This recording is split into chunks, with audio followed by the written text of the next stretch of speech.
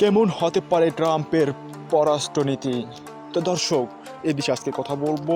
Donald ট্রাম্পের পররাষ্ট্রনীতি কেমন হতে পারে? তো শুনছিলেন শিরোনাম, এবার বিস্তারিত। আপনি যদি আমাদের চ্যানেল নতুন হয়ে থাকেন, চ্যানেলটি সাবস্ক্রাইব করার অনুরোধ রইল। ক্ষমতার প্রথম মেয়াদে নানা বিতর্কিত সিদ্ধান্তের কারণে বিশ্বব্যাপী প্রবল সমালোচনার মুখে পড়েছিলেন মার্কিন প্রেসিডেন্ট ডোনাল্ড ট্রাম্প। দ্বিতীয় দফায় হারের পর সদ্য সমাপ্ত মার্কিন নির্বাচনে আবারও প্রেসিডেন্ট পদের জন্য নির্বাচিত হয়েছেন রিপাবলিকান এই নেতা।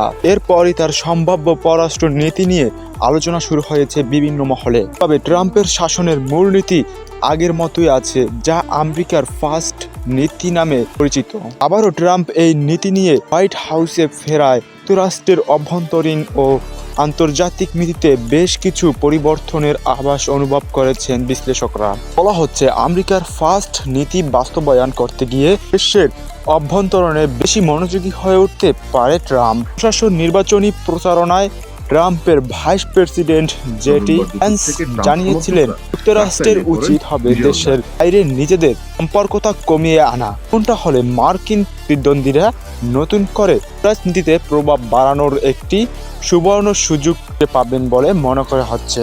কয়েক বছর ধরেই চীনকে যুক্তরাষ্ট্রের ভূ রাজনৈতিক ও অর্থনৈতিক প্রতিদ্বন্দ্বী হিসেবে বিবেচনা করে সে দেশটির বিষয়ের মধ্যে নিজের অবস্থান পরিষ্কার করেছেন ট্রাম্প।